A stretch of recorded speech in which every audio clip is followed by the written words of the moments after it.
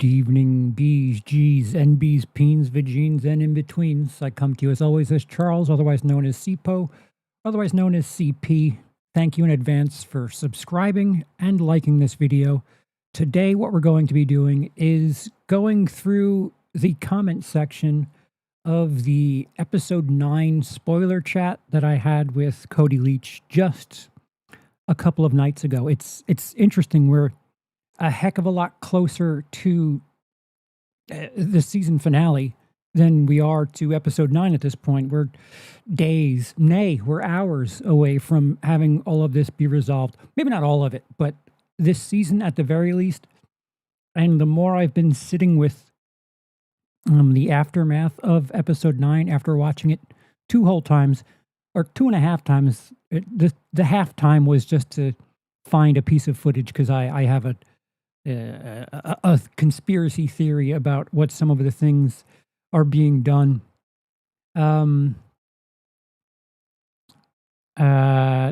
Jade, what's going on? Life Writer says, okay, are you ready? CP, I have a finale theory that centers around your M99 protection theory. All right, well, before we get started in reading the comments section, I'm all ears because anything that makes me look good, I'm here for it. Because that's actually what I was checking. The halftime of extra time that I've watched episode 9 is me like scouring that scene in the kitchen like it's the JFK footage. So you have the right party to be entertaining this theory. Devin, Cobra Kai. Chris, do you think we will get a Dexter Resurrection season 2 and 3? Definitely season 2.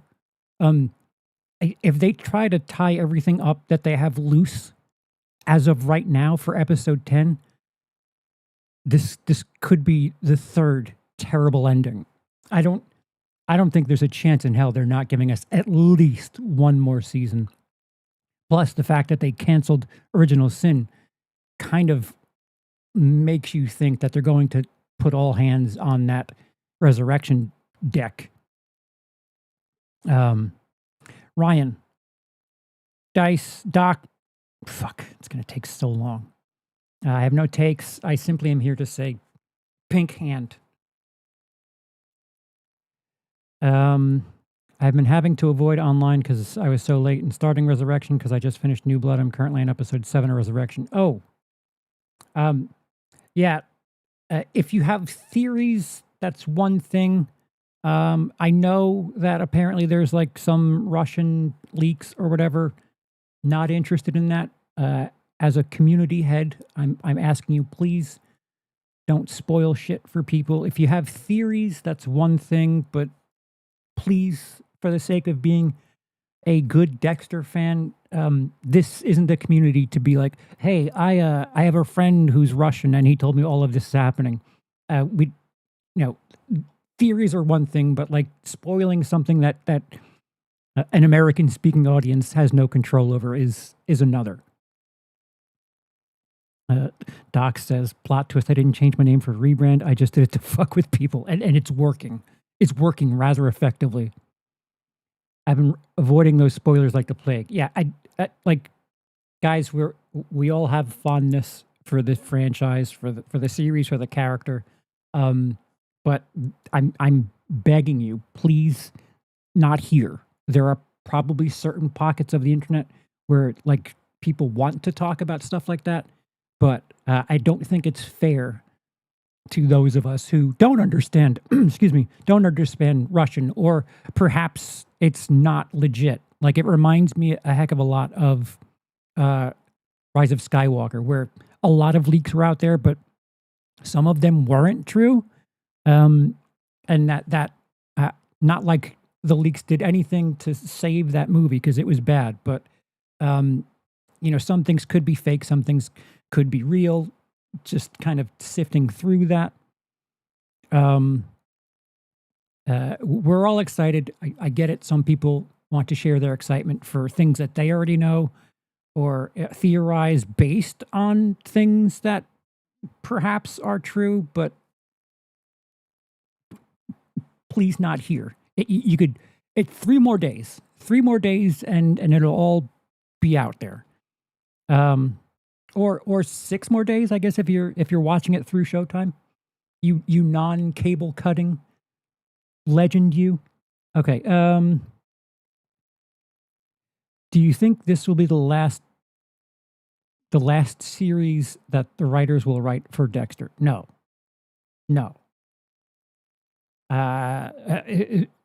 It's hard to understand exactly what you mean by writers, because they've had kind of a revolving set of writers for Resurrection.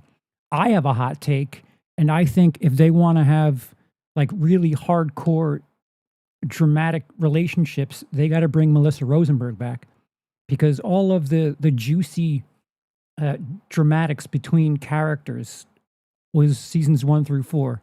And the only person, this does not count Clyde Phillips, the only person that has not come back from that era is Melissa Rosenberg. And so there is my hot take. Bring Melissa Rosenberg back, and we could have some Brian Dexter, some Dokes Dexter, a lot of those storylines. Melissa Rosenberg wrote the finale of episode 1, episode 2, and season 1, 2, and 4. Melissa Rosenberg wrote the finales of the 3 best seasons. I have nothing else to say here. Life Writer says Harrison brings M99 to the gala and to the vault. Charlie tracks him down and brings him up to the vault. Dex manipulates Charlie to let him out of the vault. Prater is lured up to the part 2. I thought Prater capturing Angel, a former captain of homicide, when he walked into his building was kind of out of character and dumb, because he would obviously get caught if this world is realistic. There's a lot of stretches that this season is really asking you to bend on, which is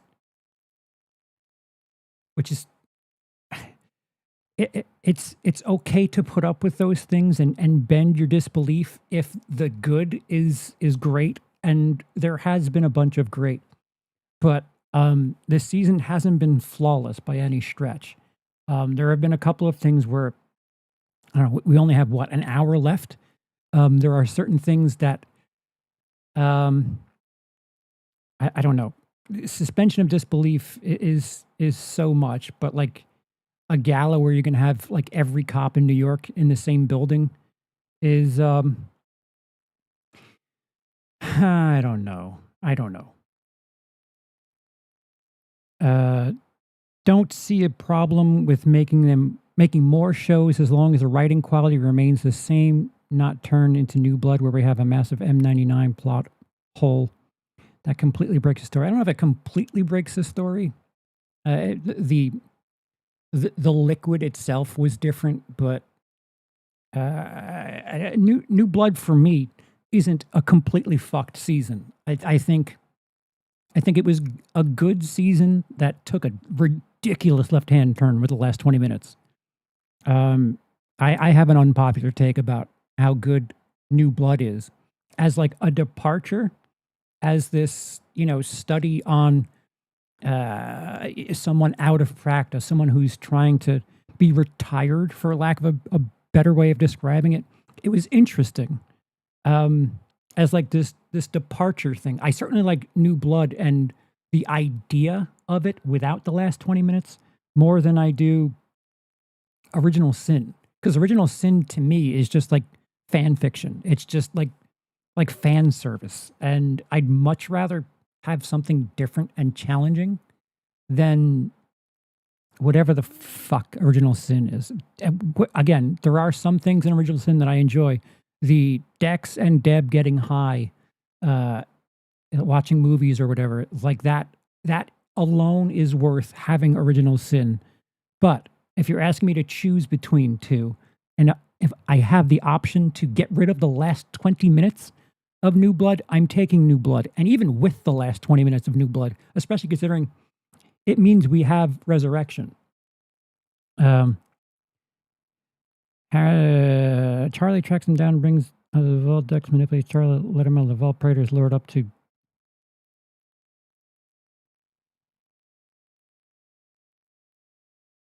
The vault, the M99 set a Praetor on Brian's table. Dex kills him in the vault while Charlie and Harrison run interference with the crowd. Maybe they pulled the smoke alarm and get everyone. Yeah.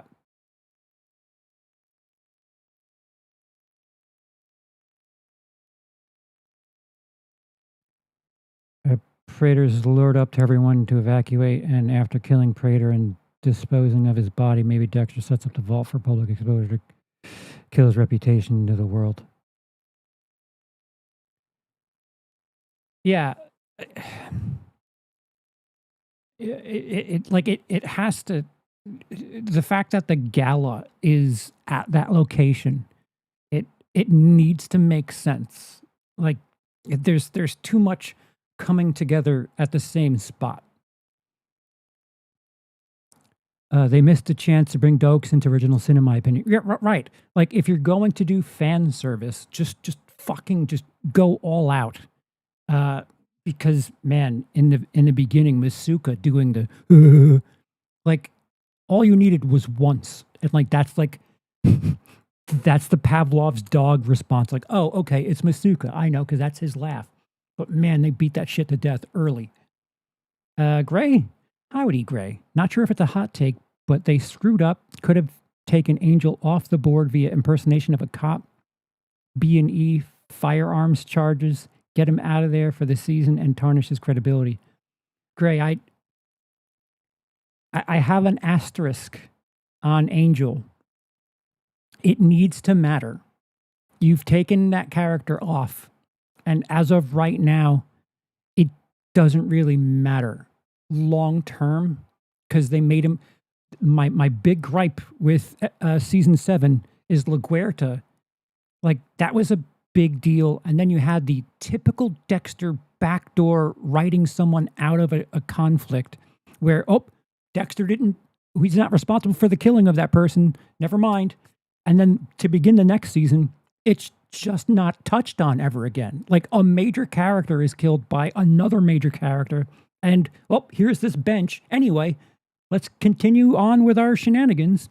Like, they cannot make Angel be this year's version of LaGuerta. It needs to matter. Is she? Sean.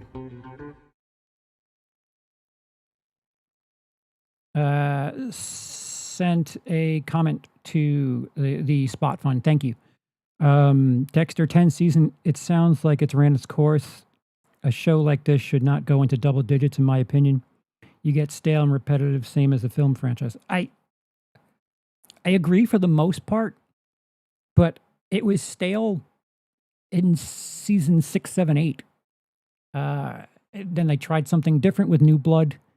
And Original Sin, I don't know what the fuck you call that, but Resurrection feels like, I don't know, Twin Peaks is something that did very well after a long break. As long as they respect the process, again, it's not perfect. Resurrection has not been perfect, but if they can make the existence of seasons 6 through 8 a little bit more tolerable, I'm okay with it. And it's the cash cow for Showtime. So their networks are going to ride that golden pony as much as they can, and they are going to. I'm actually shocked that they stopped making so much Dexter content, because Original Sin would have been just free money for them. So while I agree with you, there's some shows that I guess it doesn't count for sitcoms, because sitcoms can go longer than 10 seasons. But if it's, the redundant and tired shit is in the middle. I think if they have a second chance at, letting it ride off into the distance, I think that's better. I actually hope they don't kill Praetor off to end season 1 of Resurrection, because that would be too early, in my opinion. He should be brought over to season 2. Yes, or if you kill Prater, Dexter has to have access to his crew, his fight club of killers. Unless Al shows up, I have this sneaking suspicion in the back of my head that Al might be like Charlie may not be the one to help Prater, but Al may be the one that helps Prater in the season finale.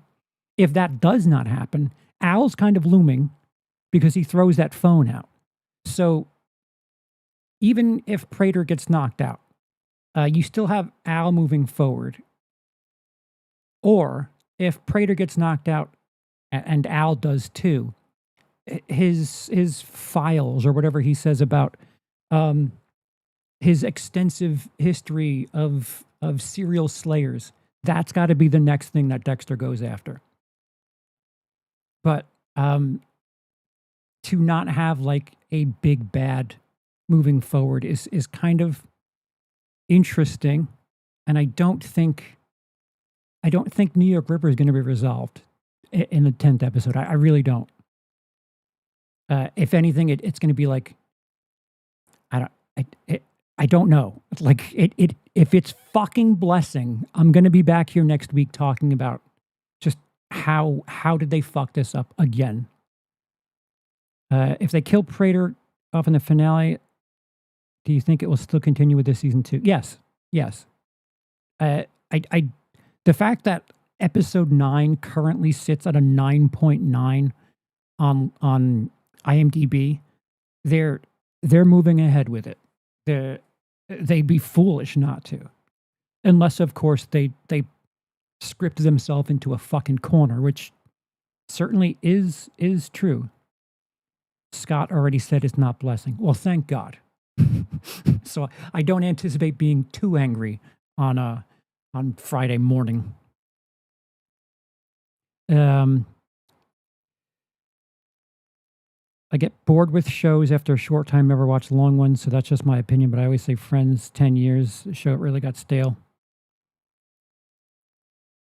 By that stage as an example. I actually have a theory that Quinn is New York Ripper because he does have a history in New York. Maybe that's a show. That's how he suspected Dexter easily in the OG series. I wouldn't like that.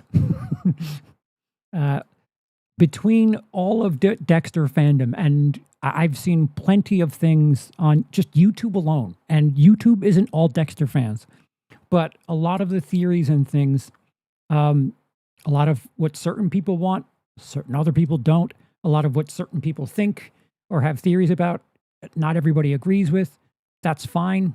I think with any one thing, when enough fuss gets built, certain people are not going to be happy, although you'll get a very small sliver of people that will be happy with it.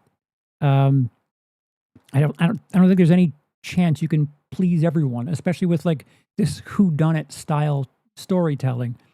But you know, I'm of the mindset we're just days, we're just hours away. I'm tempted. I'm a hell of a lot more eager now than I was at this point in New Blood, and even on I don't know, Original Sin. It just didn't matter. A prequel, it just doesn't matter. Marcy, hello CP in chat. Hope this stream is worth pausing. Echoes by Pink Floyd for donation for your donation site. Thank you. I will read it.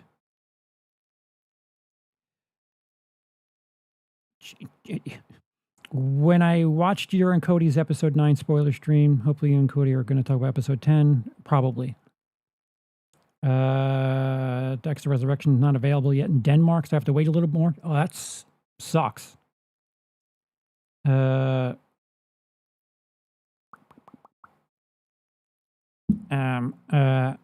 could help but get deja vu about how I felt with No Time to Die, Bond 25. I haven't seen that. Without shifting the topic or speaking of something else, because I know you aren't the biggest Bond fan. I have not seen No Time to Die. I also felt like No Time to Die, with some inconveniences, was good up until the last act. and how I felt like it was rushed and couldn't been done differently, much like how Cody felt. And to this day, maybe the most frustrating Bond film for me to talk about, other than Quantum of Solace. But my Dexter hot take is maybe not a hot take, but still, I think season 4 is way overrated. That's pretty hot. It's a pretty hot take. And I still like it. Season 1 is my favorite, but to me, it shifted in how much it held me hooked, kept me hooked, but was still good. I was just prepared to say it was the best season of Dexter and one of the best, if not best season of television, but no. That's fair. Saying it's overrated is kind of spicy. There are a lot of people that say Dexter season 4 is one of, if not the best Dexter season and one of the best television seasons. So that's something of a hot take. Sean, thank you. How does this new hype system help creators? As someone who's not extremely active on the video content, I got to do more produced material. I don't entirely know. I know in the studio I've seen something for it. It's, to me, it seems like it's just a super like button. If there's content that you think deserves attention, I guess you hype it. You only get a certain amount of hypes per week. It just seems to me like a super like button. I'm ill-educated on it. I will let you know after I have a piece of produced content that I'm able to hype myself. But I am ill-informed. Oh, Life Writer, thank you. Biggest plot hole in the show, in my opinion, Dexter didn't recognize Dexter in episode 4. Prater's rich, obsessed with serial killers with their trophies. How he not recognize Dexter from tons of info and public record. That, the other thing that, I don't know, there's still a chance it happens in episode 10. But if I were to make clickbait Dexter content, knowing how Prater is about trophies and, memorabilia, why doesn't Prater have the hand from the hand from, with the nail polish? Why doesn't he have that? That was for sale on eBay in season 6, 7. That would be interesting. Like if he was the one that bid for it, there's still a chance that could happen. But knowing how Prater is with his memorabilia, his serial killer memorabilia, and if I was a smarter YouTuber, I would make some theory video about how Prater actually is the guy behind, the eBay site or whatever. But I'm not a good YouTuber, so hopefully it doesn't get revealed in episode 10. And then when you see a white background with the Prater face and the nail polish hand and a red box saying he knew, that's me getting involved. I'm throwing my hat into the mix. But there's a couple of things. There's like the shift of Charlie from episode 1 and 2 to episode 9. Like Charlie seemed like an ultimate badass, and by episode 9, when she gets trapped in the car, it seems kind of foolish. I don't know if you're like a security person for a billionaire, you wouldn't keep your doors locked when you leave it. Like it's not, it's not ironclad. There's room for suspension of disbelief, but when you build certain people up in the beginning like that, it's it adds up. And again, when it's been good this season, it's been spectacular. As long as they don't screw the pooch in episode 10, any of my gripes are ones that I can look past. Because like they've hit 10 out of 10 on like the positive stuff. It's just, you need to hit 10s out of 10 when you're doing some 2 out of 10 stuff. It's bad enough that I've been going through the seasons like rapid fire. Season 6, it is contrived as whole hell. And season 8 if I recall correctly, is really kind of bad television.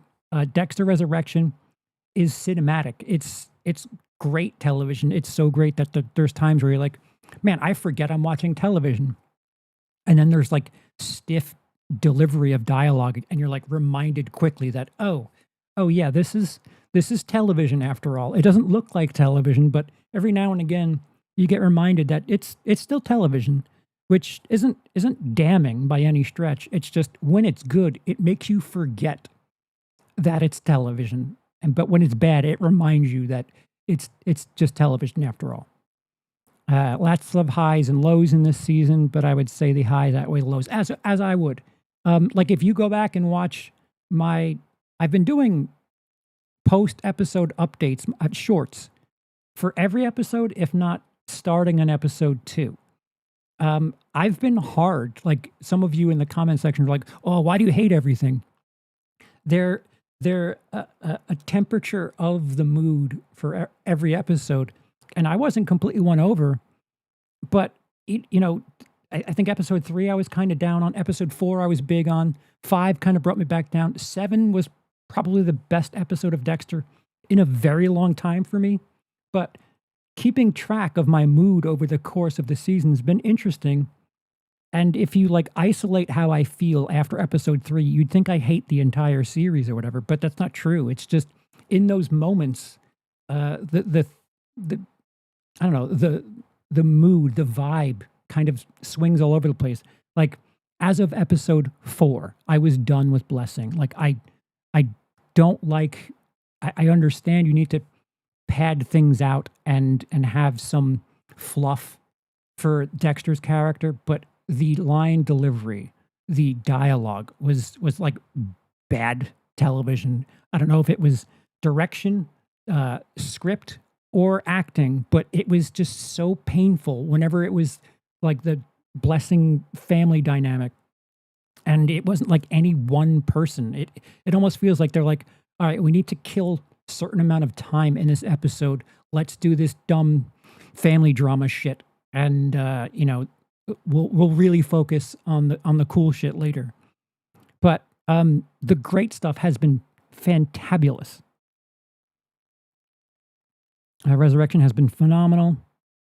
That's why the glaring plot holes suck all the more. Yeah, I mean, if it was as good as it's been without the glaring stuff, I would be saying that it's probably the best season of Dexter, like period. But I can't say that just yet. Even if they fuck up in episode 10, I don't think it's the worst season, not by a long stretch. I don't think it's bottom 3. Even if the fucking next episode is just see you next time. I think this is at the very least, considering the highs and the lows. If episode 10 is just a tire fire, it's still kind of mid. But all they need to do is just put the wheels on the ground, land the plane. If it's just a kind of middling season finale, it's top half of the franchise. Like that's easy for me to say that. Have you seen the TV series Sweet Pea? It's almost like Dexter, but it's a lady in it. I have not. You should check it out. I was suggested You, and I tried watching some of that, and it's different. I couldn't get into it. Marcy. Not even a hot take, but they wasted Clancy Brown in New Blood. You bring a legendary character actor and TV actor, and you're wasting him. No, he was the big bad for the season. I don't think he was wasted. I don't know what else. Like, he shows up in what, the 3rd episode? 4th episode? He was the big bad for the season. There is a continuity thing. The writers have really wanted billionaires to be part of the antagonist storyline, because in season 8, Hannah's boyfriend is like a billionaire. In New Blood, they have that billionaire guy that just ends up being a red herring by episode 3. In Resurrection, I mean, shit. Prater is the big bad of the season, if not the entire Resurrection arc. I don't know what they're trying to put their finger on in the writer's room, but they really They really want to touch on the billionaires for some reason. Blessing isn't convincing at all. I miss Brother Sam. Yeah. Hannibal's another great serial killer show. Season 3, I can feel a bit artsy, depending on who you are. I kind of like artsy, so I might dig it. I've been told Hannibal is something that I need to watch. And I just... Did it not get a complete ending? Did it get canceled? I thought it got canceled, and it doesn't really have an ending proper, and that's kind of kept me away from it. But let me do all this shit right here. Thank you for clicking like while we have this moment, and if you're new here, consider subscribing. Lots of Dexter-based content in the next 2 weeks at the very least. So let me know what it is you like. What we're doing right now is reading and reacting to the comments / hot takes from the episode 9 spoiler that Cody and I did. And there's been a lot. And I feel the need to say this again, that just because we have opinions that don't match yours doesn't mean we don't want the show to be good. I think we're all rooting to have a good time. Like, I think it would be silly to be this invested in something and like want fans of the show to be miserable. So I know I can't speak on Cody's behalf, but as far as I'm concerned, when I'm hard on the show, it's because I want it to do well. I want it to succeed. I want to be impressed, but I'm not going to lie to myself and say, I like this. It feels like there's certain pockets of the fandom that don't care. Like, all they want is just Dexter. Like, it doesn't matter what the quality of it is. As long as I have Dexter, that's okay with me. And like, and some people don't want it to be challenging, or they just want Dexter to constantly, get away with things. That, like, if you know how it's going to be, why even watch it? Like, art has to be challenging in some way, shape, or form. Like, the basics of writing art is conflict, drama. Like, if you know what's going to happen, it's like wrestling fans hating the fact that John Cena was always a good guy. He would always win. Like, it's not challenging. It's kind of boring. If you know that's what's going to happen, there's not really much challenge. There's not motivation to check it out. And that's kind of the problem with, not wanting anything of Dexter. Cyrus says, we criticize because we love the show so much. We want it to be good. We don't criticize just to blindly hate it. I feel like any fan of a show should desire its writing quality to be good, in my opinion. And yeah, right. I couldn't have said it better myself. And when it's me, if you watch my season 6 video, I have stuff on season 7 that I guess I'll put it together and get it out there soon-ish. But there are cinematography things that I even dig, and if the writing's good, you forget about it. But there's cinematography things that really, visual storytelling is awesome if you know what you're looking at and you know what you're looking for.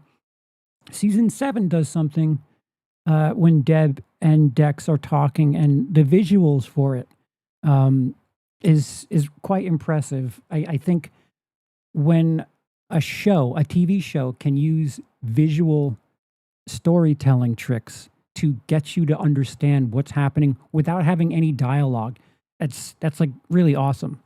And when this show is good, it's so rewarding. But let's take one last one here. Anthony says, hot take, season 7 is the last great season of Dexter. That's a warm take. I don't know if it's hot. But yeah, here we go. I don't know why I didn't do this earlier. It's only 10 hours ago. So Gary says that the people that don't understand that Dexter's an evil person are fucking terrifying. Yeah. Um, yeah. We don't have to, because he's an anti-hero or a morally gray character, doesn't mean that we're like rooting against him. But he is bad. The idea that because he's taking out the trash makes him the good guy isn't exactly true, because there's collateral damage like every year. And he has gotten rid of some innocents. So he's not the hero. That's for certain. It's kind of wild. And when people get offended that you're like, yeah, Dex is a bad guy, and people get defensive of that, it's like you know that this season alone, there's been a bunch of serial killers that are atrocious, but Dexter is not quite the hero, but he's not quite as bad as them. No, but it's alarming, because there was a copycat killer that in real life was called the Dexter Killer. And did he go after criminals, murderers, child bad people who did bad things to children? No, he just scoured a dating website and killed someone, a person who wasn't guilty of anything, but looking for a date. So when a fan of the show, a loony, uses the show as inspiration for his non-vigilante justice crimes, it's a bad look. And, if we get 100 of us in a room, 100 Dexter fans in a room, there's going to be at least 2 or 3 that aren't of the right mindset. And I'm sorry, if you need to hear that a fictional character isn't good, maybe take a step back. But Dexter isn't good. It's satirical. It's black humor, yes, but he's a bad guy. Like that's it. Like I'm sorry. I'm sure the people behind the series would tell you the same. We're rooting for him, yes, because it's fiction, but there is a small percentage of people that need to be reminded that it's fiction first and he's a bad guy second. Maybe a bad guy first and fiction. Well, they're tied. Yeah. Always KQ is in here.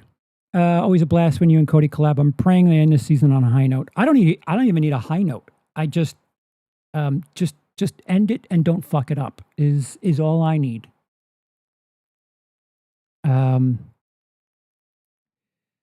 Lundy is different than Batista. Lundy has a reputation. He's the number 1 serial killer hunter, the one who can get what others can't.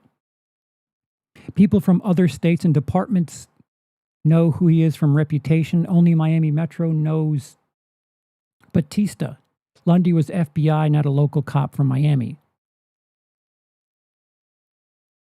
He was still retired, though.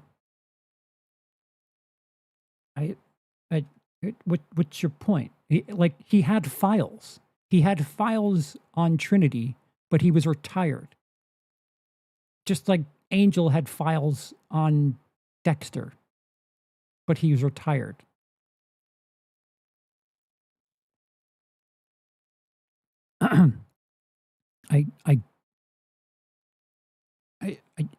Okay. I mean, what that person is referencing in the spoiler stream, I made a point to say, Angel isn't allowed to, get help from the NYPD, but Lundy, they had no problem letting Lundy do so after being retired in season 4. And I don't know what it is when someone hears like a gripe. I don't call it a plot hole so much. I've seen people call them or accuse us of calling them plot holes. It's just nitpicks. Um, it's not like devastating to the story. It's just a thing where if you had a legacy coordinator, that could have been discussed in the writing room. Not devastating to the story by any stretch, but it seems like people get defensive when we bring up things that, don't work for us. And a show doesn't have to be flawless. It's fine.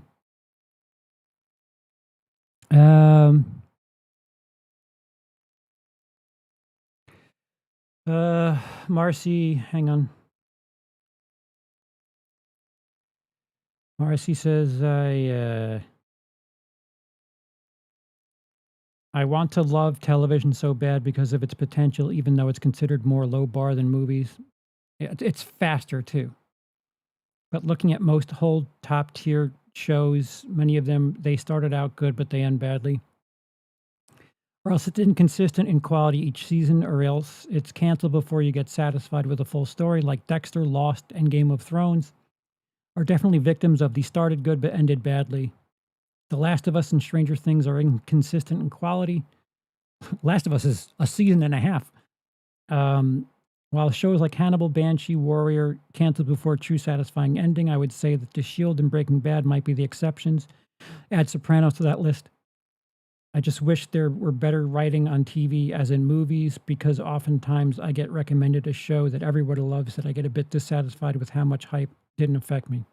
The other thing is, one movie is 2 hours, and a television series, even if it's one season, is 10 hours. You're getting like multiples of the length of time that a movie would be. In a television series that's good, you're getting 5 movies worth of content. And I don't know, I think some of it's worth the journey.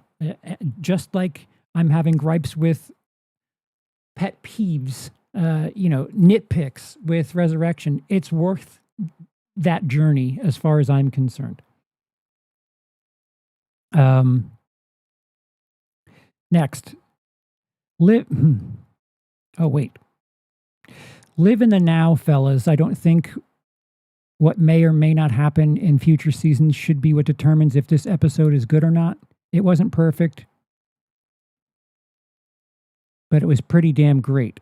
Honestly, I'm here for Quinn too. I actually think he had one of the best arcs with Dexter over 8 seasons. Quinn only started in like season 3, but fair enough. He hated him, tried to be his best friend, banged his sister, hunted him, and inevitably accepted him. Angel didn't even really have an arc with Dexter till the end of New Blood. That's not true. Dexter brought Angel home when he was sleeping on his wife's couch, and he didn't tell anyone that he was separated. That's not true.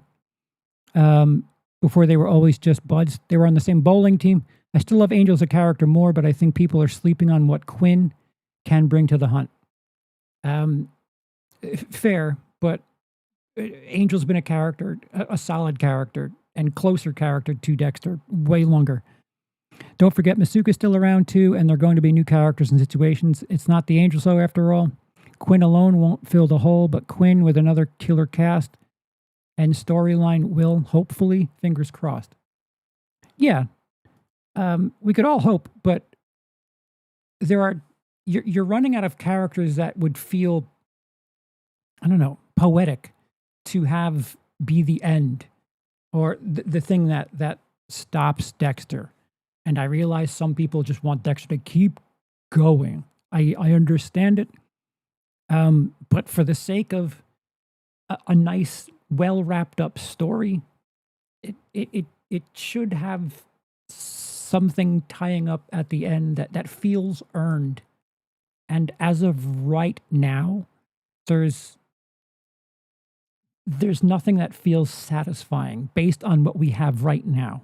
It's why I said I'll get back to you on Angel's death, because it needs to feel worth it. Like right now, it's very fresh. We don't know where it's going. Oh, this one went a very, very long way here. On the point of Charlie using her real info at the hotel, Dexter has shown Prater that he can do a good job at keeping his own information private, but has he done anything that would indicate that he is the type to track her down? All they know about him is he's a private guy who kills rideshare drivers.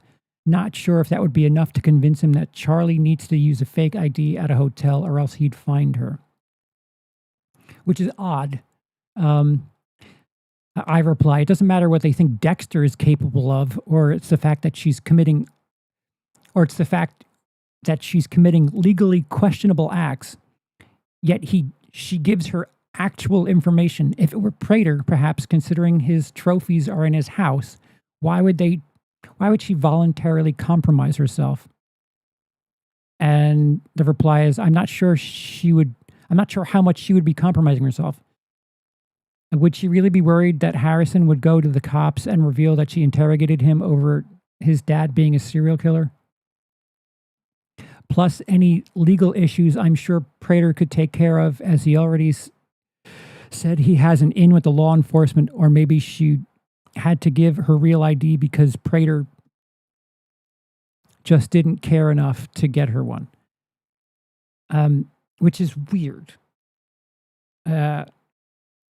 And this one said that it just doesn't make sense for a billionaire to not give his head of security an alias to operate with. Yeah.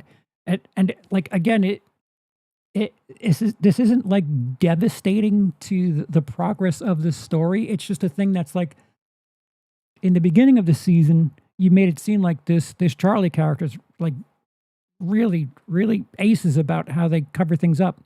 And this is kind of silly. You're going to go to a hotel room to take fingerprints and steal things, but you're going to give your real name and address? That doesn't make sense. It does if he doesn't care about her that much, or he's not suspecting any danger, which is odd. I agree they should have probably had Dexter go through a bit more hoops to get it, but I don't think it's as egregious as some are making out to be. I don't think anyone's saying it's egregious. It's just it's a bump. It's a bump in the road. But like, if you're accepting of that, but like that's fine, and no one's saying that it's like it ruins the show, but it's a hiccup. It doesn't make sense based on what you're showing us of this character. The Charlie character is really protective. Like when Dexter as Red rides in the car the first time, she makes sure that he sits in the front because she's protective. She's thought of things in advance. So that same character, when doing nefarious things at a hotel, would give her name and address. It's inconsistent, is all. If you look closely, the gunshots were all survivable from their placements. However, having 6 at the same time most likely did make him bleed out. But if he had immediate EMS treatment, he may have survived. And I reply to that with, don't give me hope.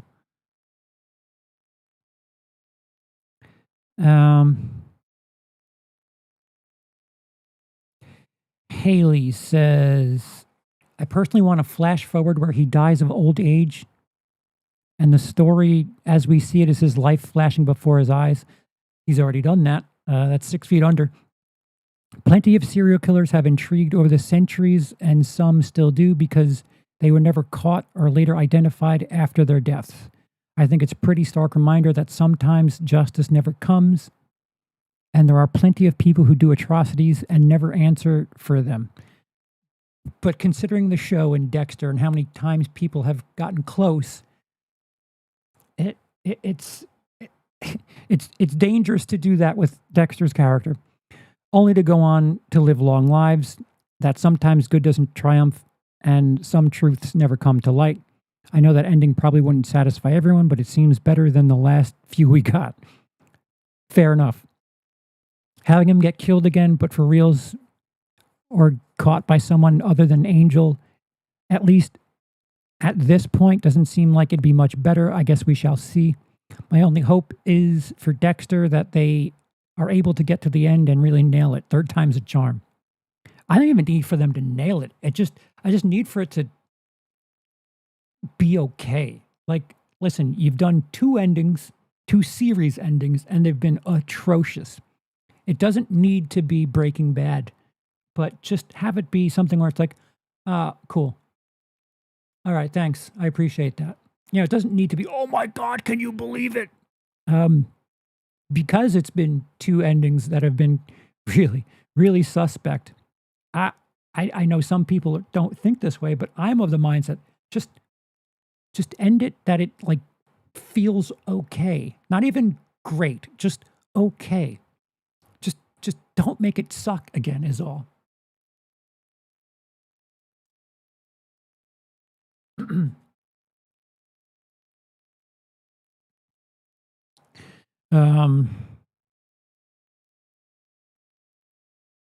A theory for season 2 is Charlie will be the one to help track down other serial killers like Al and Dexter. One of the serial killers she tracks down will be Lumen.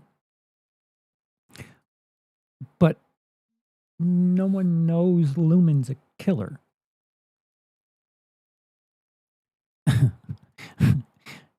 Here's one. Hear me out. Suppose the New York Ripper is Charlie's mom. The reason she hasn't been active could be due to her illness and might also explain how Prater ended up with the weapon. I like that more than I like Blessing being it.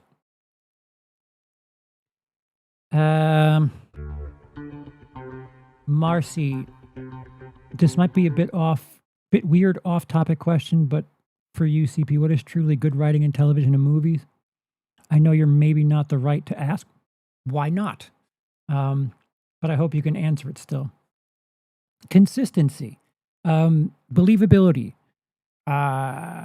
If you can have things that are believable and engaging and are intriguing and challenging and have enough conflict to have you want to go back, that's what's considered good. Watch Sopranos.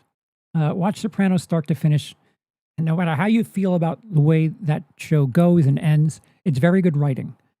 Breaking Bad, very good writing.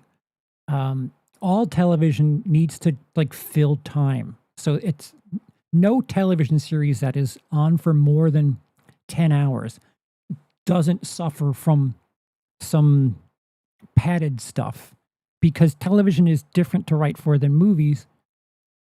A lot of it, why it's so hard for them to write and make great television is scheduling. It's another reason why Sopranos kind of doesn't fall under that, I don't know, that trope, because they took their time making that show. The problem with a lot of television where, studios and channels are putting them on a schedule is you've got to get 10 hours, sometimes 20 hours of content done in a few months.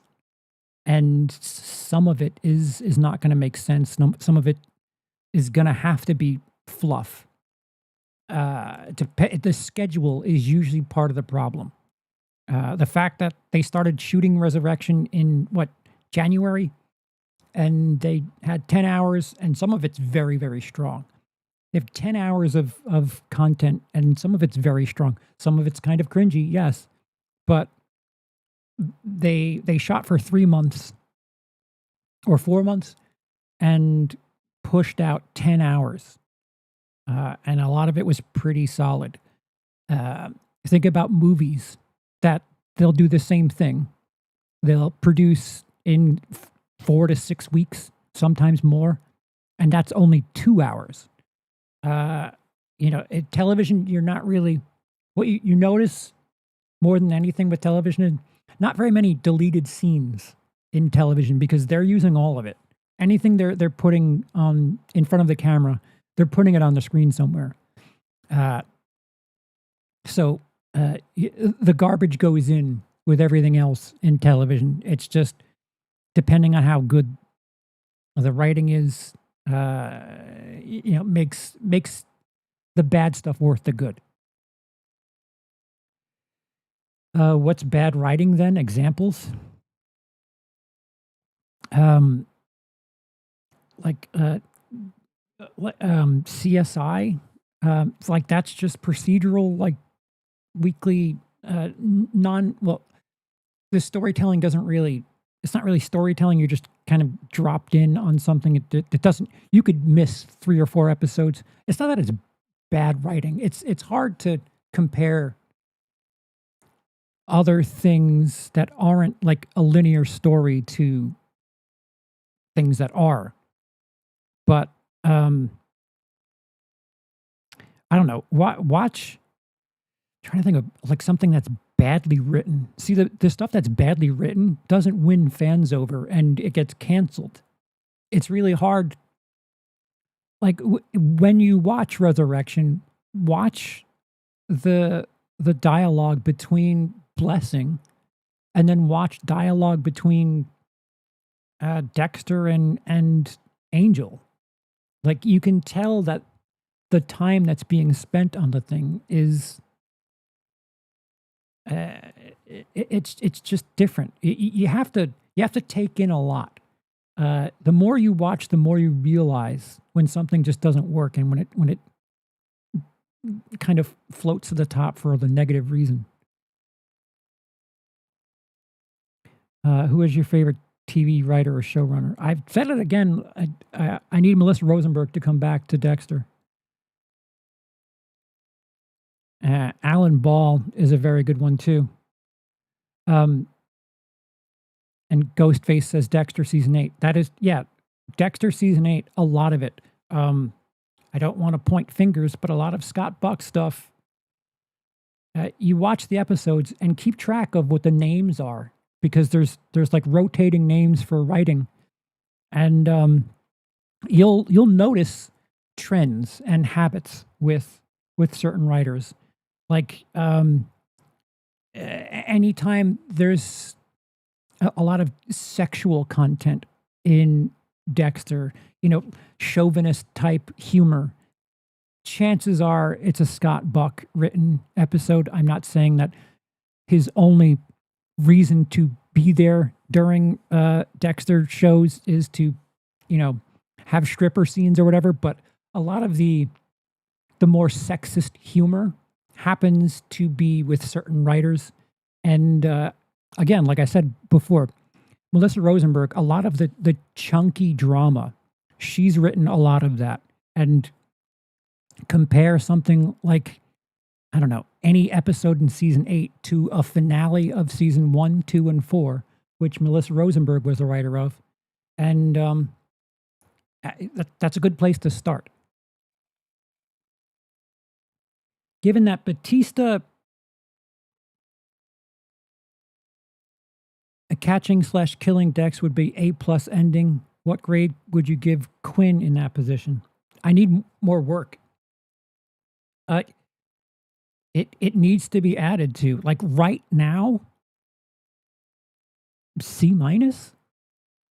Like it needs to be filled out still. I said this last time.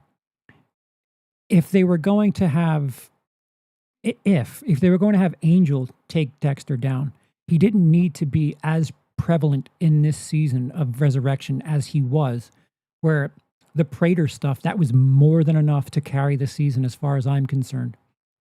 You could have had the Angel storyline in the background a bit, have Harrison, Dexter have that like friction be the first half of the season, and then have Prater and his fight club of killers be the second half and carry that over into next season, and just kind of drip little pieces of Angel in this first season, and then have it build to this big finale. Like, you can tell that they didn't realize what they had on their hands with something like Dokes, because I don't know a single person that would be happy with just having 2 seasons of Dokes. Like, if in hindsight, I'm certain that they would have Dokes be like a 4-season arc or maybe more. So it's you're getting second chances here. So with the characters that you have over the complete arc, why not make it worth it? And as of right now, Quinn, there's something that could be there, but it needs to be added to.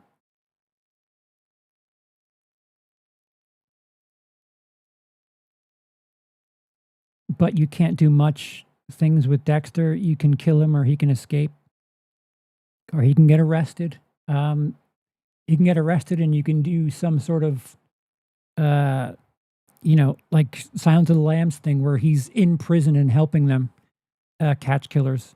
I mean, you could say that about anything. Like, give me a television series, a drama or something, and like there's only a few places you can go with characters. Like, oh, he falls in love or he dies. Like, there's not very much. Vince Gilligan,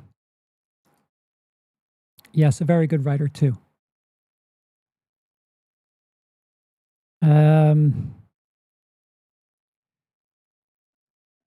I think we're in good shape to close out the season. Thank you guys so much for doing these streams. I need these on a weekly basis. Any reason you don't do these regular anymore? I don't think it's not for a lack of interest. It's sometimes there's not much to say, and yeah, no, it's. I know there was times where I was like, yeah, I've got nothing to add. And, Cody's busy. I'm busy. It all depends. We try to schedule things when we can. I think after episode 7, I wanted to do something, and then I wasn't available. So it's hard to sync up. But yeah. Thanks for the kind words. Shorty G, thank you for the super chat. I think at some point we need Dexter back in Miami. If that's the case, it needs to shift back to the style that it was in the original Dexter. I like that New York Dexter is a different feel to it. The humor is darker. It's not quite as vibrant and I don't know, cheery. It's always been a dark show, but it's always been like the lighting has always been bright. It's been flat. Something that I thought was interesting, Angel, his hats when he's in Miami have always been a light color, but when he was in New York, they were dark. The subject matter would need to rechange to like this brightness. It would need to be a lot. Unless you're bringing Dexter down to Miami to stand trial or something. I like the idea of him being in New York because there's so many people, so many killers. I don't know. The idea that New York's a bastion for killers, not really fond of that idea as a New Yorker, but I like the idea of having him outside of Miami be darker and like a different theme to it. One terrible hot take I've heard, Gigi's actually asked her. Yeah, like, this is like Star Wars brain shit, where everything needs to be connected, everyone needs to be related. And first of all, Gigi is the same age as Harrison, where in universe, she's at least 10 years older than him. So Gigi would be like 30 by this point. Or excuse me, Aster would be 30. And it just, why? Like, what if it turns out that she is Aster? Like, what benefit is that? We already tried the Luke and Leia thing, and wasn't very well received. Maybe you could write it where Dexter starts to lose his way, where he starts making excuses with the code. He realizes what he's becoming, so he turns himself in. In prison, he helps catch killers. Sure. I think maybe it could be a thing. You're going to have to recircle around this if that's the case. But if Harrison starts to become a police officer, the code could be something that, I don't know, separates them. It's a shitty way to think because they've already done this where Harrison kind of turned on Dexter due to him breaking the code. I don't know if you're going to go back to that well again, but I don't know. Um, Dexter needs to make a difficult decision. Is something that I need to have some sort of resolution with, because it's happened so many times, and it happened again just in episode 9.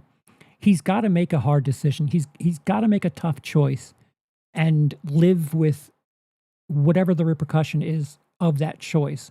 And too many times, no matter which writing team it is, they've given him this get out of jail free card, this back door, where there's this difficult decision presented to him, and then someone else makes the choice for him, and he gets to walk away.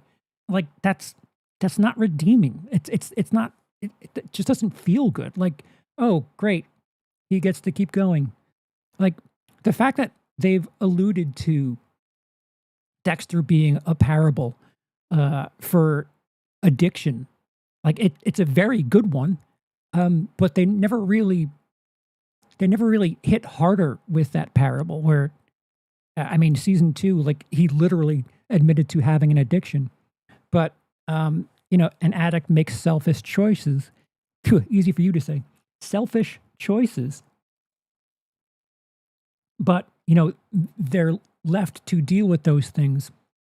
It's frustrating to me that on a yearly basis they set up some sort of thematic thing for each season, and none of them really resonate with Dexter. It's just like, all right, that's what this season is. This season's about religion. This season's about addiction. This season's about family. Like, every year, it just, none of them resonate, and it makes it feel like between episodes 1 and 12, the theme is all that matters for that 12 episodes, and then it just doesn't matter anymore. Which, I don't know, better shows would make things longer lasting. CP Quinn needs work to earn the gravitas that Batista had in terms of Dexter being taken down. Right. Yeah, I'm not saying no. I'm not, if it were to happen right now, I'd feel like, well, that's kind of out of nowhere. But, you'd have to revisit season 5, or is it season 6? I think it's season 5. And have Quinn find Angel's recordings or whatever, and, make Quinn driven by the fact that he's, for the sake of Deb's honor, at the very least, have Quinn fight for Deb's honor, and maybe have that showdown between Quinn, like, Harrison isn't really that big a deal to Quinn, so I don't know. With work, I'd be okay with it, but right now it's not. It needs to go back in the oven for a little bit longer.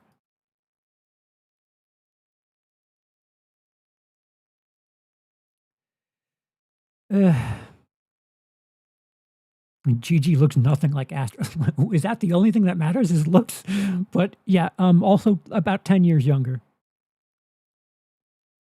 Viewers got better imagination than actual writers of shows. Having a good imagination doesn't mean good storytelling. I suppose for it to be satisfying from season 2, they would need to start leaving breadcrumbs of the resolution to the Dexter character arc. Maybe, like Lost, like Breaking Bad, I think if the creators of the show were to go to the network and say, we want to finish this in X amount of time, and, getting the network to agree with that, that's the hard part. Tell them, we have a 3-season arc that we'd like, we want to close this out. Whether or not the network would agree with that is the major hurdle. But if they could set something up like Lost after season 4, they knew what was planned, and they had a sight set on what was happening. However you feel about it, they planned that. I think that's the best way to have something where you can kind of slowly leave breadcrumbs and build to this series finale. And you could even have it where you leave something of a possibility of other things in the future, but for the sake of writing the series, have an ending in sight. Yeah, that's true. Network often is what messes it up for everyone. Right. Yeah. I'm trying to think of what show that is most. Well, I can't think of anything right now. But I know Lost. This network wanted them to do 10 seasons, and like, no.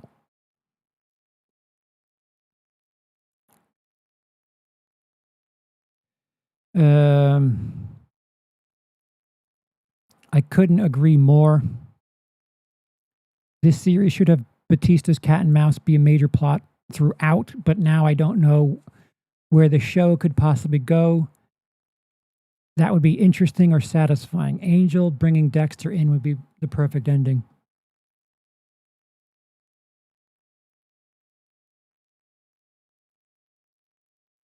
Bass from the mic is killing my speakers, but it was worth it. Is the bass on my mic too heavy? I've never had that complaint before. Well, I've had music in the background be too loud, and that is due to these headphones. But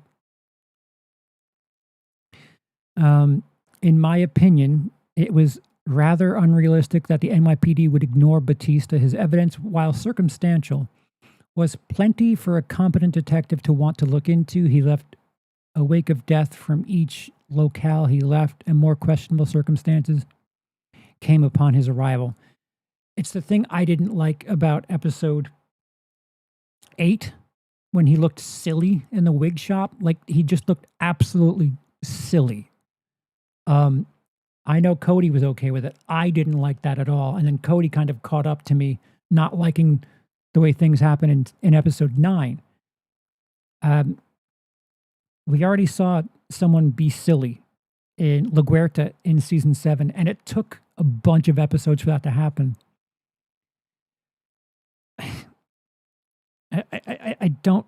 In the show's defense, I feel like they made it believable that the detectives would think that Batista's crazy based on how silly he looked. This guy says, correct, but it's also New York. They don't give a shit. That's partially true. Yes, but it makes no sense. So Harrison is their prime suspect in a murder, just like the Bay Harbor Butcher. Then a dude shows up, said Harrison's dad is the Bay Harbor Butcher, at minimum involved with the Bay Harbor Butcher, and they just completely forgot about that. No, Harrison was a prime suspect in the dude with the watch, but they found his watch with Lady Vengeance. Oh, that's another one. God damn it. I meant to keep track of all of the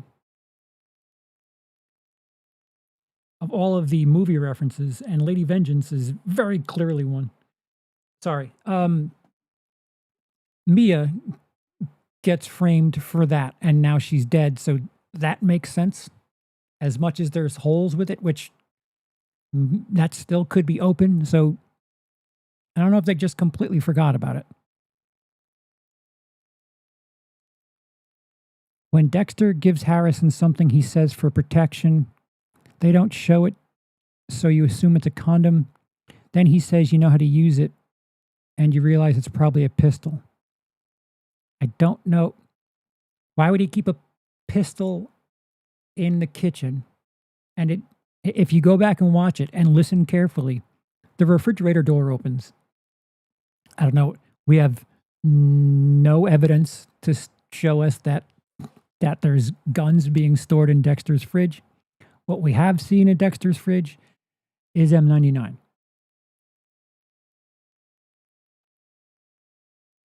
Your mic base. Oh, really? I'll have to tinker with it. Okay.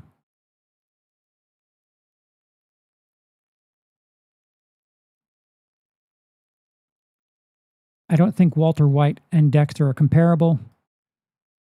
Walter was always self-serving. Nothing he did could be seen as beneficial. Dexter taking out serial killers is seen as beneficial because they can't continue to harm people. I've never considered Walter White to be an anti-hero.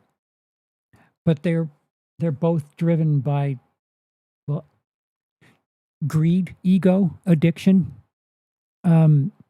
Walter White is making drugs that very, very clearly harm people.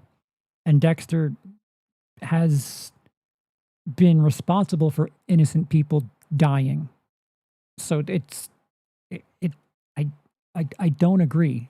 I think they both are self-serving, granted different, but they have very similar selfish traits that have people in their wake suffer and are the ones who are dealt the real harm, which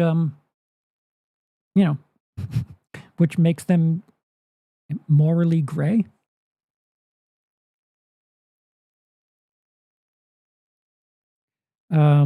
What if the Ripper is the prison guard who killed Lady Vengeance and works for Prater because he was a previous member of the club? I don't despise that idea. I mean, again, of all the ideas I've seen, blessing. If it's blessing, I'm out. And apparently, the showrunners have said it's not blessing. So I don't know if that'd be the least favorite of mine. But I'm of the mindset that I don't think it's going to matter. And I think I'm saying that as like predetermined cope because it doesn't matter to me. If episode 10 becomes like this New York Ripper centric episode, I'm going to be like, I don't care. If episode 10 becomes an Elsa centric, if episode 10 becomes a blessing centric, I'm going to be bummed out. And I know I'm in the minority when it comes to New York Ripper. It's never really mattered to me. I think if anything, it might be like the train track, the bridge to season 2. If Wallace is to consider Angel, and Angel made that comparison about, you've always had that one case that you wanted to solve. Making that comparison, maybe Wallace, as a tribute to Angel, will continue both the New York Ripper and Bay Harbor Butcher case, and Wallace somehow comes to the forefront and becomes like the person that Dexter needs to run from. I don't love the idea, but again, with a little bit of time in the oven, maybe, and at least that would make Angel's death worth something. Again, I'm not completely in favor of it. I'm not in a writer's room right now, but it's hard to come together and think of things that would be satisfactory without all of the information not present. I don't know. If I was spitballing in the writer's room, you'd be surprised what different ideas get thrown around in there, and this amalgamation of, well, some of that idea and some of this idea, and we'll come together and do all this other shit. But the New York Ripper has never been like the chief concern for me, and I don't know. It's not to say that it would never be that case, but the comparison in the background is it's Dexter YouTube shit to get hyped up about it, like something that, I don't know, maybe it has been out there, but I've never seen someone make the reference to the pig butcher, or I forgot what it was called, when Dexter and Harry discuss the dinner at Prater's house. It reminds them of the pig butcher gathering, or like the whatever, and no one talks about that because that's a fictional thing, and in universe that's a thing that we've never talked about it since.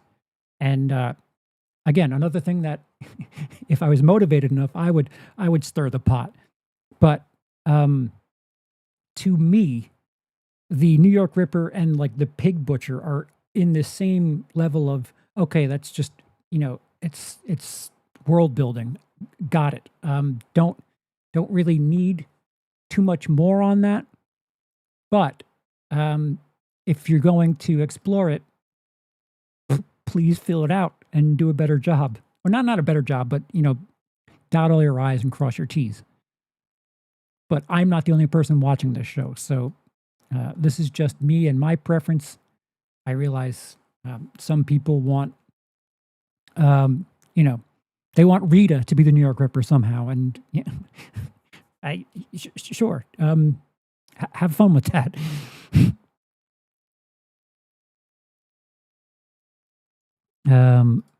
My guess is this. Season 2 is going to time jump to present day to 2025-26. That is present. So they can get out of 2022. This season has been into age up Harrison.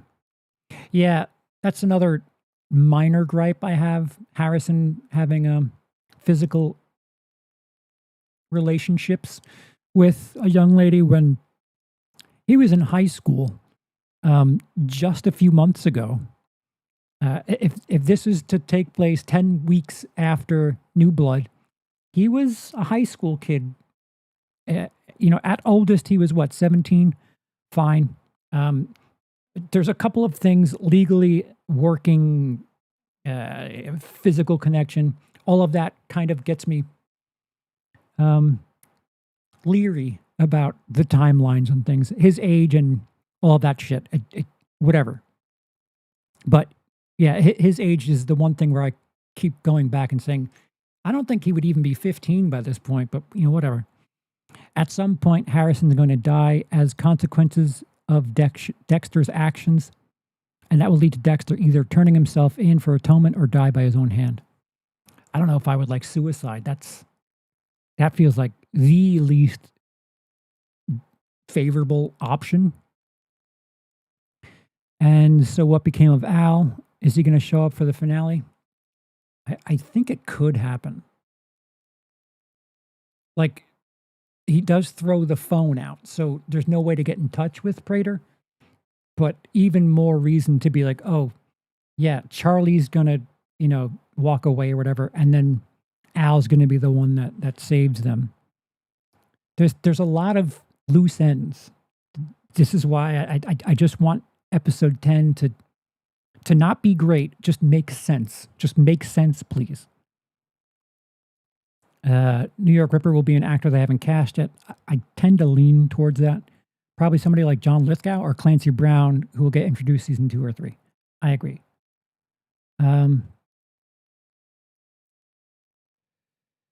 Dexter versus Quinn just won't have the same weight. Maybe Harrison will become a cop and the story will set up father versus son angle at some point. I just don't see any other character taking Dexter down without serious fan backlash. Well, I think that's the case anyway.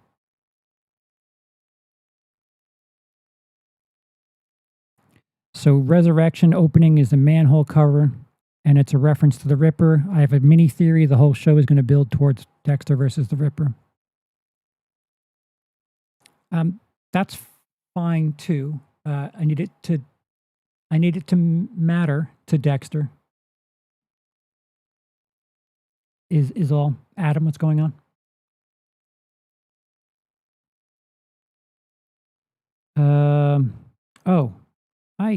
I quite agree with this. The season finale doesn't need to have some big twist or revelation to be good. I agree. So even if the finale isn't some big epic finale, it won't be bad. I didn't say that.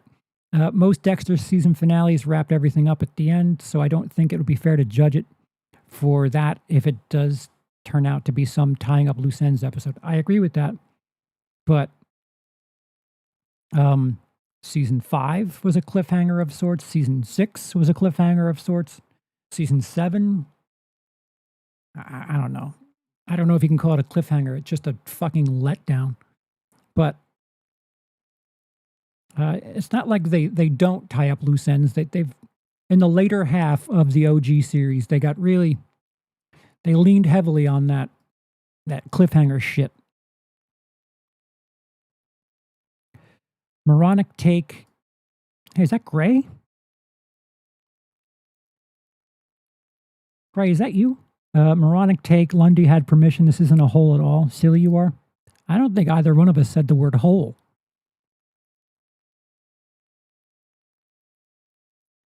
So I guess the watch story is done. Well, yeah, it's yes, right? Because it's framed to Mia and she's dead. You guys are the best. OMG, I'm so shocked and sad. I never imagined they'd off Batista and so quickly. I agree with that. I want it to matter. If not, like you couldn't wait one extra episode, but whatever. I think they pulled the trigger on Dex Batista way too early. I agree. Where do we go from here? Dinklage was fantastic. He was so scary and insane. The look on his face, I could totally see him as the Ripper, though probably not-ish. Rest in peace, Angel. I agree, though. Where do we go from here? I think I have PTNBSD, post-traumatic new blood stress disorder.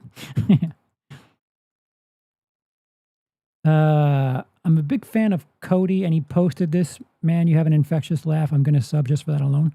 Oh, wow. No pressure.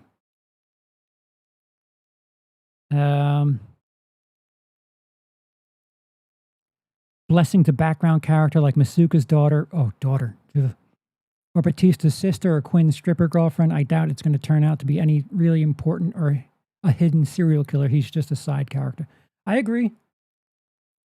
But like my YouTube brethren, unlike my YouTube brethren, the fact that I don't see him as the New York Ripper is, I'm doing a bad YouTube. Not gonna talk. Yes, that opening song is from Dissolved Girl. It's a Massive Attack song. I feel like you're going in circles a bit by saying you don't want Quinn and Masuka to be the reason Dexter goes down, but at the same time, you don't want new cops to take him down either. Who should take him down? There's no more OG characters besides those two. It's not that. It's not that we don't want Quinn or Masuka. It just, with what we have right now, it doesn't feel satisfying. It's got to be earned. And going into this season, Angel made the most sense. It would have felt earned if Angel was the one responsible for things. So, starting over, and now we have Quinn, who's he has 2 lines in the entire series, or the entire season, excuse me. It's going to take a hell of a lot more to earn that. I just feel odd that they've wasted so many OG characters, like to have it be, again, poetic.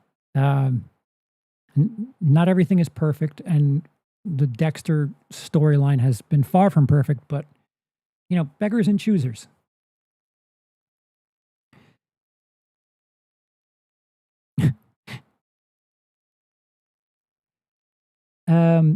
They could do everything right with this show, and you two dorks would still find a reason to whine and complain about it. Batista got what he had coming. What are you talking about? Dexter warned him and gave him a chance to walk away. Batista stubborn, he went down the rabbit hole and got murdered. There's no finale to the show I want that includes Dexter ever getting caught. Dexter should get away with all his crimes, whine, cry, throw a fit. Batista had to die because the shit was dragged out for too long. Get over it, losers. I really hope that that's mostly a troll, because you just want a show where the guy just keeps getting away with it. Are you a John Cena fan by any chance? Do you like Superman at its most boring?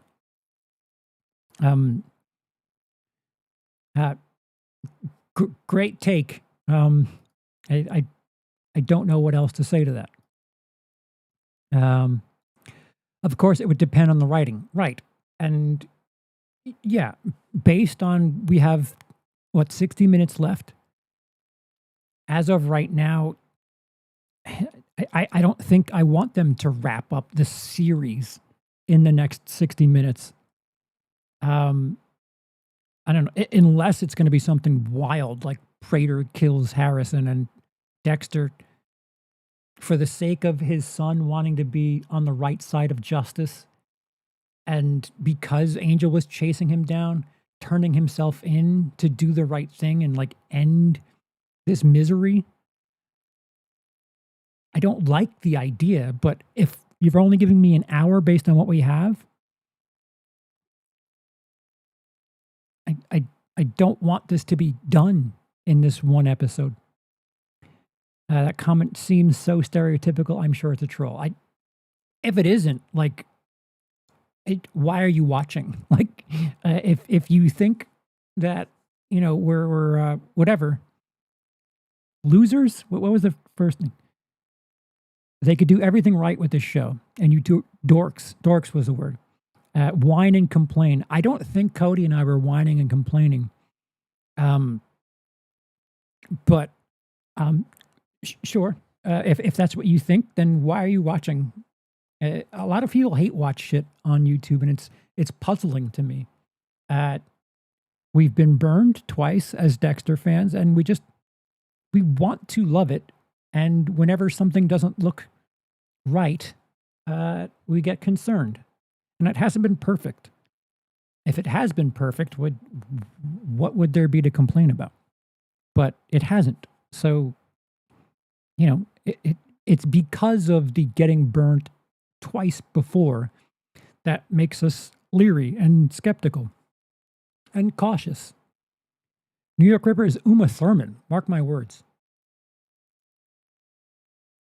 That's not the worst idea. Be interesting if the New York Ripper was Uma Thurman's mother and then her. Although they kind of shot their wad on the two people posing as one thing already this season. Yeah, so there it is. It wasn't exactly spicy takes. Whoop. And just as I say that, Life Writer, hot take, we will get a reveal that Prater called the Ripper earlier in the day. He told him Bay Harbor Butcher is Dexter Morgan. He's in New York City. You need to come out of retirement and take him out. Season 2 setup. That's not terrible. Yeah, I don't hate that. Hey, look who's in the chat. Some Cody Lich. Hi, Cody. He says these same people that call names to those of us that have critiques or concerns are the same ones who say everything after season 4 is trash. Pick a fucking lane. Yeah, and I don't know. It's like there's the other end where people are just like, oh, I don't care. All of it's great. And it's like, is it? If it's all great, then what is there to talk about? That premise sounds familiar. The problem I have with Uma is that it contradicts her character, as we were shown even early on. She's disgusted by serial killers. Yeah, a lot of stuff needs work, and I mean, again, we're hours. Are we less than 100 hours away? We are. We're less than 100 hours away. We'll all know soon. But it feels like they used a very important card in Angel. As long as there's no sign to imply that this is the end. We only have one episode left. I don't think we do. I think we're going to have the season wrap up, and there's going to be like loose threads that point to season 2. There's things that I definitely don't want. There's things that I think I don't want, but with some sort of, I don't know, finessing, I could be sold on it. And there's some things that I probably think I don't want that also I can be finessed into accepting. Like, um, before the season started with a trailer, having this Prater serial killer Fight Club Avengers thing, I fucking hated that idea. I hated it based on the trailer. And leading into episode 4, I was like, this is dumb. This is like leaning into like the thing I hate about season 8 is like everyone's a serial killer and everyone knows about it and talks about it and they all meet up with the fucking doctor and Vogel is, you know, there's 6 serial killers at the same time and everyone's got secrets and they're all talking to each other and eating dinner at the same table and talking about killing and ha ha ha. Please pass the jelly. It gave me like fucking PTSD, hard reminders of season 8 where it's like, hey, killers are just everywhere. So we're just going to act like none of this is a secret. That's what I thought Prater and that group was going to be. But the fact that Dexter killed the guy that had an invitation was really all that I needed, oddly enough. And as of episode 4, I was sold on the premise. And I don't know, episode 5, 6, that there's an episode after 4 that I was like, not my favorite, but still, I was still on board. Episode 7 was fantastic, probably my favorite of the season. 8 was okay. I don't like what they did with my boy Angel, and episode 9 was pretty. I'll get back to you. Cody says, I also thought of a cool possibility. What if Prater tells everyone on his contact list that Dexter's a Bay Harbor butcher in New York and they are now all after him? Like the end of John Wick Chapter 2.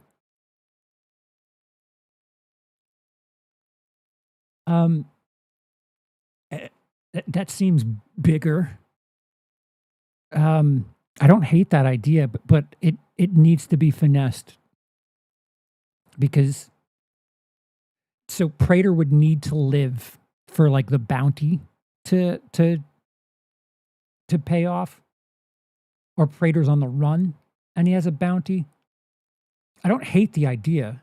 I just need a little the serial killer contact list to be specific. Yeah.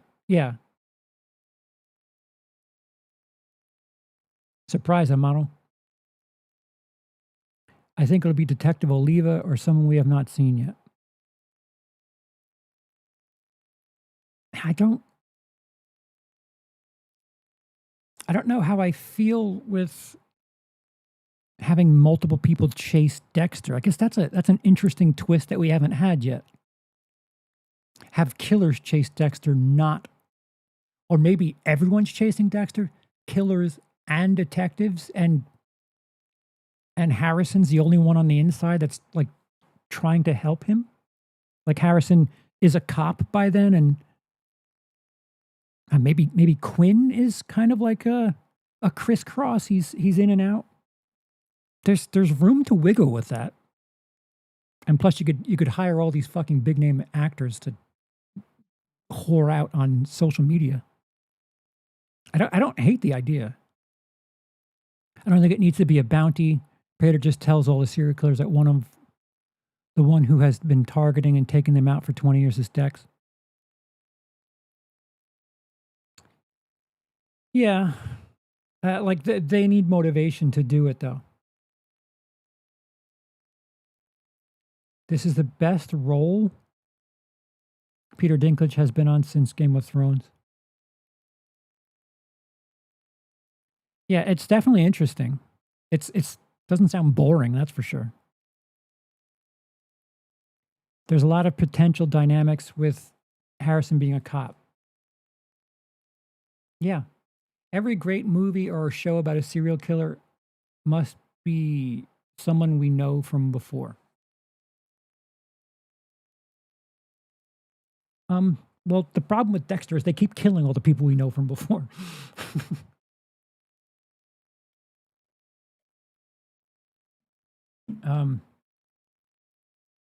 Yeah, Well, again, we're going to have some sort of resolution for this season uh, in less than 100 hours.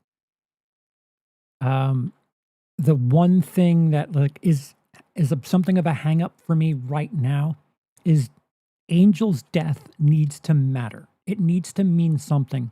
It doesn't need to mean something, that needs to get tied up in this next episode. It needs to matter moving forward. If Angel's death is what gets Quinn going, or if Angel's death is what gets Wallace going, both of those choices are things that I'm not incredibly in favor of.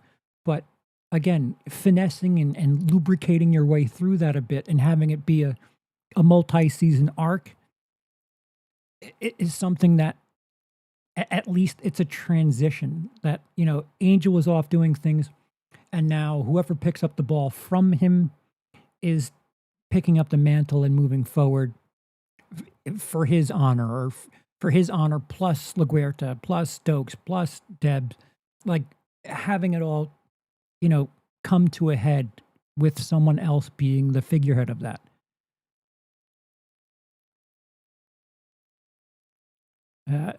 Please avoid anything else. Vault, please. Any prediction wants for season 2 of Resurrection? Sorry if this question is already asked, just popped in. What I just said. What I just said about having things, taking the baton from Angel. If Dexter being chased by Angel just like stops after this, that would kind of suck.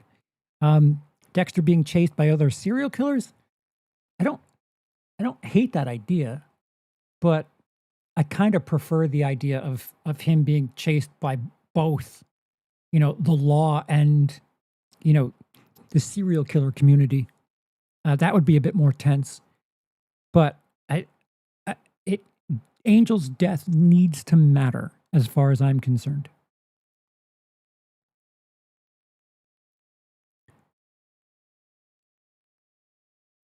Okay. I prefer us to not talk about. Guys, we're going to shut the chat down. If you want to talk about that stuff, please. Okay. All right. I'm going to stop looking at the chat. Are there any mods in the chat? That's kind of a bad thing on my end.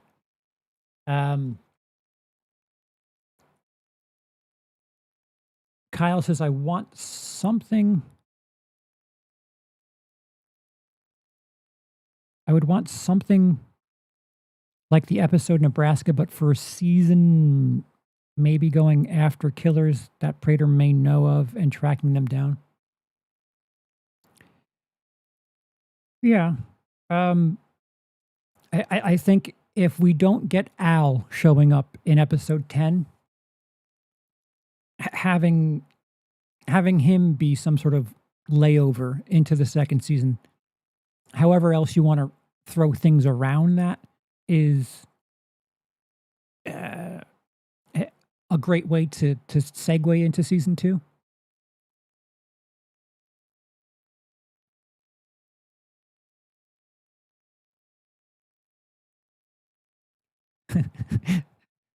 Thank you.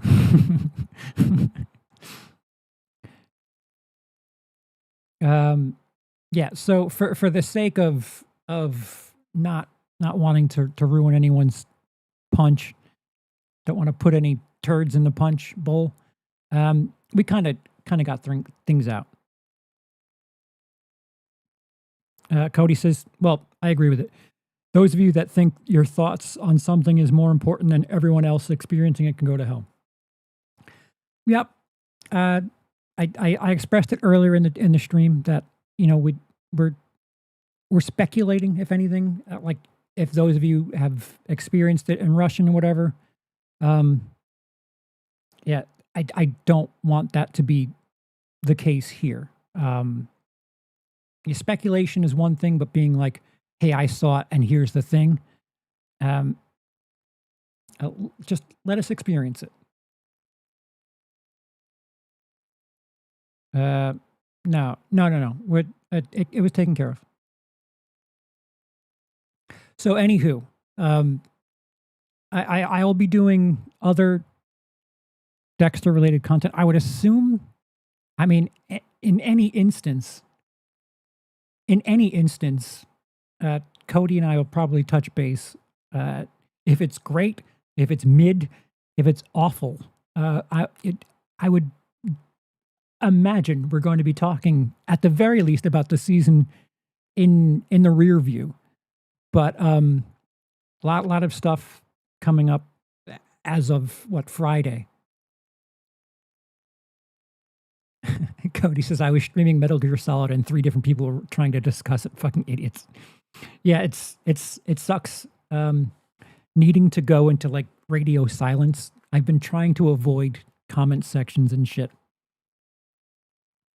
Yeah, Adam, that's kind of what I was getting to. I think we'll do some sort of stream finale or season retroactively looking at no matter what happens. Like I feel like the way that things are turning out, it's got to come to something. Like there's but 3 scenarios: great, mid, or awful. If it's awful, that's going to be so miserable. And Cody says, I haven't opened social media other than to post since Thursday evening. Yeah, I can't imagine being Cody and having to avoid looking at comments. That's well, those of us who, and the other thing is, that stuff could be false. Again, I remind you of Rise of Skywalker. Not all of that shit that was leaked was true. So, again, not entertaining the ideas. We're less than 100 hours away. We'll be talking about this. I'll probably re-rank all of the seasons and re-rank maybe the endings, depending on how I feel about it. If this one sucks, I'm going to be like traumatized. But yeah. Okay. So until next time, let me know down below what you would like to see as far as wrapping this season up is concerned, and what you would like to see moving forward. Because I don't think we're done. I think we're getting at least one more season, maybe 2, maybe 3. But I'm curious to hear it. Don't be a dick. Speculate. Not, I'm Russian and here's what I saw. But until we meet again, which will probably be on the other end of the finale, click like if you haven't done so already. Subscribe if you also haven't done so already, because we're going to have a bunch of Dexter-related content, if at least for the upcoming 2 weeks. Definitely this weekend. And I forgot what else I was going to say. Until next time, when this is all going to be decided, I've been Charles, otherwise known as CP, CPO, Dickbag, Dexter Lover, Dexter Hater, all of that shit. See you soon.